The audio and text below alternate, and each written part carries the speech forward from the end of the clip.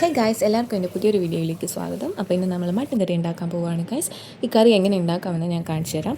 ഈ കറിക്ക് ഒരു സ്പെഷ്യാലിറ്റി ഉണ്ട്. എന്താണെന്ന് വെച്ചാൽ ഞാനാണ് ഗൈസ് ഈ കറി ഉണ്ടാക്കുന്നത്.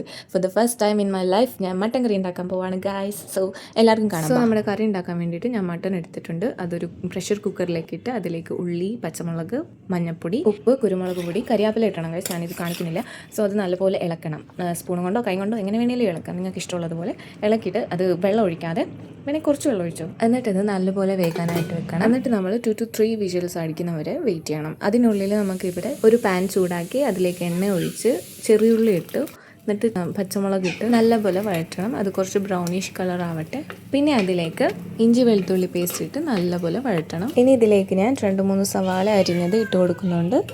ഇനി ഇതിലേക്ക് കരിയാപ്പില, കറുവായില, കറുവാപ്പട്ട, ഗ്രാമ്പൂ, ഏലക്ക, ജീരകം ഇത്ര ഇട്ട് കൊടുത്ത് നല്ലപോലെ ഇളക്കണം. പിന്നെ ഇതിലേക്ക് തക്കാളി ഇടണം. തക്കാളി ഇട്ട് നല്ലപോലെ വഴണ്ട് കഴിഞ്ഞ് മസാലപ്പൊടി ഇട്ട് കൊടുക്കണം. നല്ലപോലെ അതിൻ്റെ പച്ചമണം മാറി റോസ്റ്റ് ചെയ്തിട്ട് വേണം ഇട്ട് കൊടുക്കാനായിട്ട്. മഞ്ഞൾപ്പൊടി, മല്ലിപ്പൊടി, മുളക് പൊടി ഇട്ട് നല്ലപോലെ റോസ്റ്റ് ചെയ്തിട്ട് ഇതിനകത്തോട്ട് ഇട്ട് കൊടുക്കണം. പിന്നെ ഞാനിവിടെ eastern mutton masala powder use ചെയ്യുന്നുണ്ട്. എന്നിട്ട് നല്ലപോലെ വഴറ്റണം.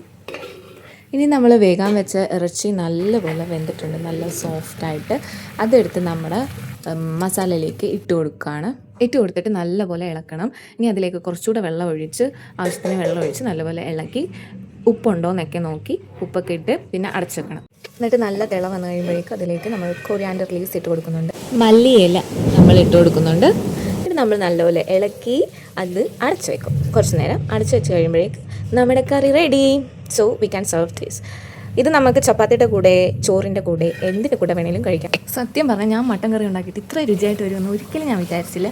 It was really tasty guys. നിങ്ങൾ ട്രൈ ചെയ്ത് നോക്കുക. അപ്പം നമ്മുടെ അടുത്ത വീഡിയോയിൽ കാണുന്നവരെ tata bye bye, see U.